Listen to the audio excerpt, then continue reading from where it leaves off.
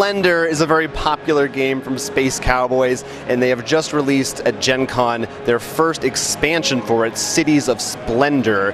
And this guy over here got to try out the demo of it. Now, there are multiple modules in this expansion, so I'm not sure how many of those modules did you get to try out?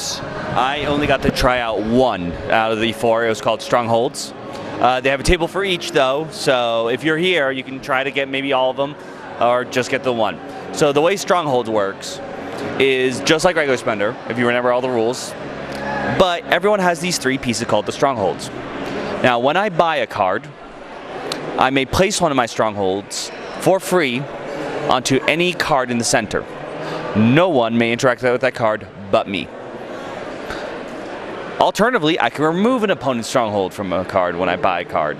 Okay. So you can either add your own or remove someone else's. Additionally, you can continue to put all 3 on the same card. Should you do so, as soon as you put the 3rd one on, you have the option, for now on, including the turn you put it, to buy that card as an extra action if you can pay for it. So it's sort of like another way to reserve. And what's interesting is this is definitely, I think, for at least this expansion, for more advanced players, because everyone at the table realized we can sort of take all the basic cards with towers and no one else can touch them. Got it. Okay. So it definitely brings a whole new thing, and it makes the reserving option so much more important, because you're like, I really need to reserve this or a Stronghold's going to hit it. Now, what stops you from... There's no restriction from removing them. You can always remove someone's towers? Yes. Okay, so I guess it's a waste. You could either place your own. Right, exactly. So you're giving up throwing your own on there. Mix and match. So we noticed that usually the removing didn't happen too often unless there was one card that a lot of people were going for. I wasn't.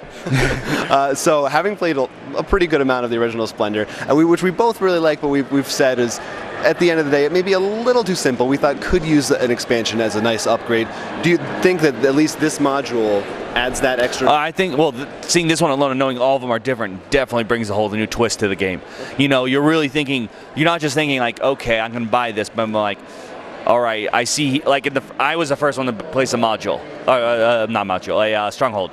So I looked, I'm like, so I noticed that guy has 2 white, and he's about to buy this. I'm just going to put that there. Stopped his first buy, and they're just like, welp. Right, because at the very least, even if they remove it, you're blocking them for the next turn if you can. So it really puts a lot more power into the reserving card, but then you're giving up by getting 3 gems or 2. So there could potentially be even more anger in this mode. Yep. Okay, good to know. So definitely, if you like Splendor, I highly suggest it. This definitely is helps. I think it's more for the advanced, at least this one, definitely suggest for more advanced players. And the fact that there's all the other modes, I think, is really going to bring a lot more to Splendor. Sounds great. Yeah, I'm totally looking forward to checking it out. Thanks for watching. For more Gen Con coverage, make sure you like and subscribe to this channel, and follow us on Twitter and Instagram at Roll4Crit. And to keep up to date, you can check out roll4crit.com/GenCon 2017 in order to get the latest, greatest news on Gen Con from Roll4Crit.